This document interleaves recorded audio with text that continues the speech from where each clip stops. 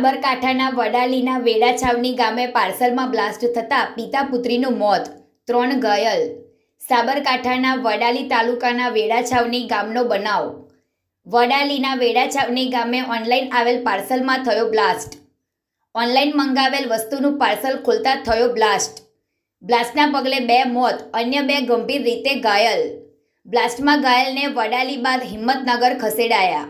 9 વર્ષની અને 10 વર્ષની 2 દીકરીઓને ગંભીર ઈજાઓ। સાબરકાંઠા જિલ્લામાં ઓનલાઈન પાર્સલમાં બ્લાસ્ટનો પ્રથમ બનાવ। ચૂંટણી પૂર્વે બ્લાસ્ટના પગલે પોલીસ વિભાગમાં હડકંપ। જીતેન્દ્ર હીરાભાઈ વંજારા નામના વ્યક્તિનું મોત, ભૂમિકા વંજારા નામની બાળકીનું મોત। પોલીસ ઘટના સ્થળે પહોંચી તપાસ હાથ ધરી। Real power news.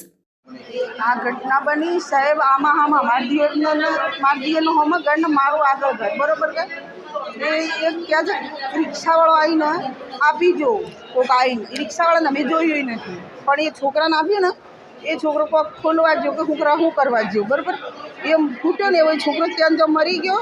અને આ છોકરીઓ જોડે જોવા માટે બેઠી આવે, લગ્ન કરેલા બૈરી આવેલી હતી, જે લગ્નવાળી બૈરીને વાગ્યું છે, છોકરાને વાગ્યું છે, બધાને।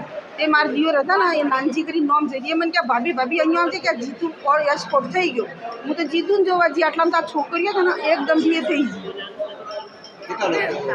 હા, આ 3 છોકરીઓ અને એ છોકરીની પપ્પા 2 છોકરીઓ છે અહીંયા, અને એને પપ્પા તો એક્સપોર્ટ થઈ ગયા ઘેર, એ તો એક્સપોર્ટ થઈ ગયા ના, બીજ હું જોવા જ નથી। પછી આ 3 છોકરીઓ છે ને અમે ઘાલીને મારી દિયોર છે વિક્રમ કરીને, એ 2 અમે લઈને આવી ગયા।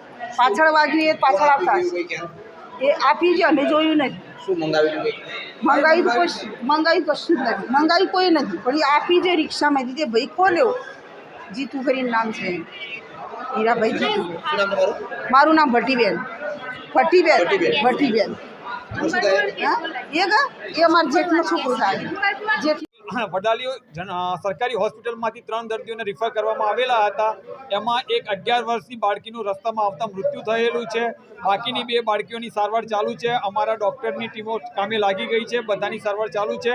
એમાં એક બાળકીની થોડી તબિયત અત્યારે થોડી ગંભીર જણાય છે અને એને વેન્ટી પર મૂકવા માટેની પ્રક્રિયા ચાલુ છે હાલમાં।